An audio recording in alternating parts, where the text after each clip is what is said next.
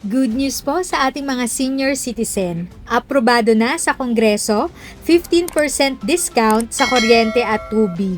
Ang current na discount na binibigay ay 5% lamang kaya malaking tulong ito sa inyong electric at water bill. Panoorin at tapusin ang buong video para sa dagdag kaalaman. Bago tayo magpatuloy, huwag kalimutang mag-subscribe sa aking channel.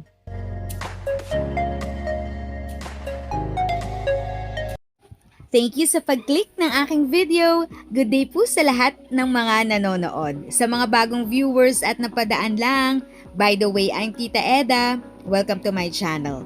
Ang channel na maghahatid sa iyo ng dagdag kaalaman tungkol sa government services, bagong mga balita at informative videos na galing sa legit na resources. Mag-subscribe na para updated ka.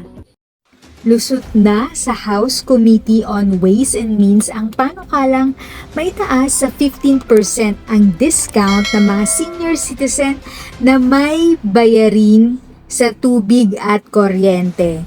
Sinabi ni Senior Citizen Party List Representative Rodolfo Ordañez, ang mga residente na ang konsumo sa kuryente ay hindi hihigit sa 100 kilowatts-hour kada buwan at 30 cubic meters sa tubig lamang ang mabibigyan ng diskwento. Gayunman, ayon kay Ordañez na napagdesisyon na nila na huwag nang bigyan ng discount sa value-added tax ang konsumo sa kuryente at tubig ng mga senior citizen dahil sa laki ng mawawalang kita sa government. The original proposal in Substitute Bill consolidating 8 bills was 10% discount but this was increased to 15% after it was conceded that the proposed value-added tax or VAT exemption would result in about 3.1 billion in revenue losses for the national government. So the VAT exemption was dropped and the discount was raised to 15%.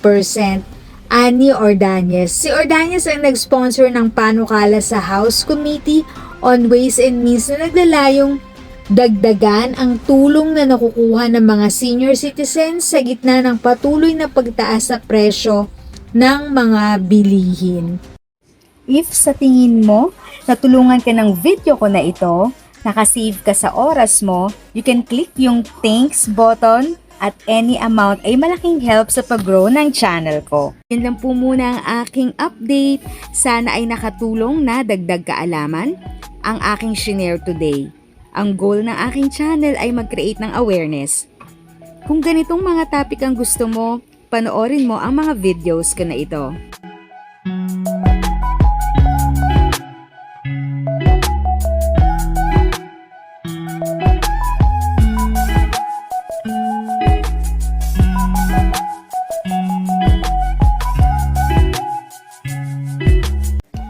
Thanks for watching! Kung may kapamilya, kaibigan o kakilala sa tingin mo ay magiging interesado sa video, please share or tag sila sa comment section. At syempre, if nagustuhan mo ang video, i-like mo na ito at subscribe ka na din.